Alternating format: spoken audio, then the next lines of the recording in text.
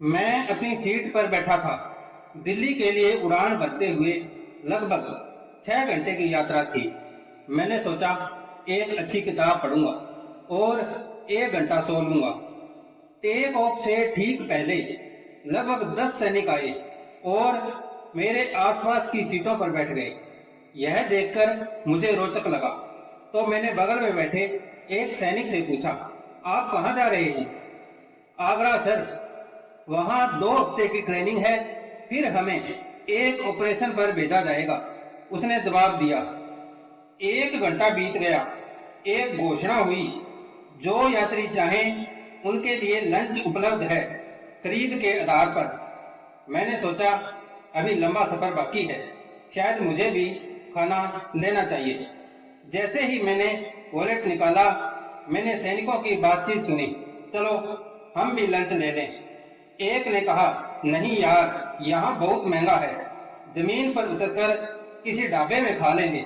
दूसरे ने कहा, ठीक है। मैं चुपचाप एयर होस्टेस के पास गया और कहा, इन सभी को लंच दे दीजिए, और मैंने सबका भुगतान कर दिया। एयर होस्टेस की आंखों में आंसू थे। बोली, मेरे छोटे भाई की पोस्टिंग कारगिल में है सर, ऐसा लगा जैसे आप उसे खाना खिला रहे हो।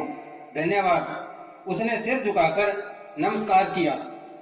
वो पल मेरे दिल को छू गया।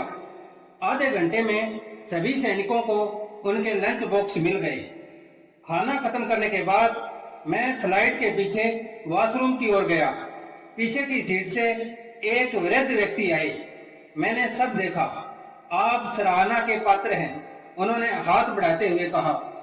मैं भी इस पुण्य में भाग लेना चाहता हूँ।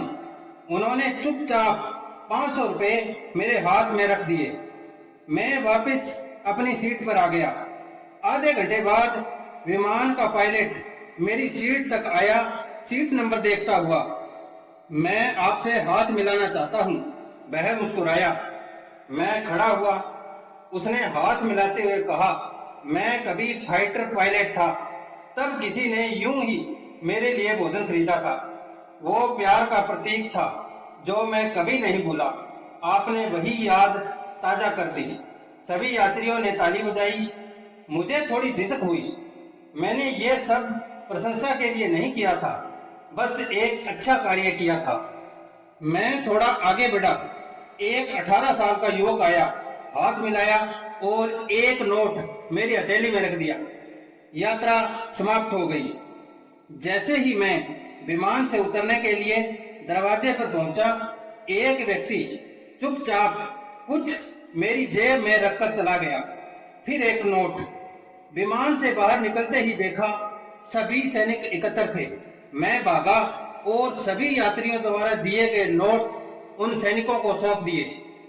इन्हें आप खाने या किसी भी जरूरत में उपयोग करिए जब तक ट्रेनिंग साइट पर पहुंचे।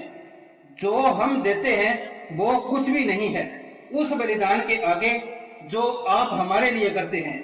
भगवान आपको और आपके परिवारों को आशीर्वाद दे, मैंने नम आंखों से कहा। अब वे 10 सैनिक केवल खाना नहीं, एक पूरे विमान का प्यार साथ लेकर जा रहे थे। मैं अपनी कार में बैठा और चुपचाप प्रार्थना की, हे प्रभु, इन वीर जवानों की रक्षा करना जो इस देश के लिए जान देने को तैयार रहते हैं। एक सैनिक एक खाली चेक की तरह होता है जो भारत के नाम पर किसी भी राशि के लिए बुनाया जा सकता है। यहाँ तक कि जीवन का दुर्भाग्य है कि आज तक भी बहुत लोग इनकी महानता नहीं समझते, पर जब भी इसे सुनते हैं तो आंखें नम हो जाती हैं।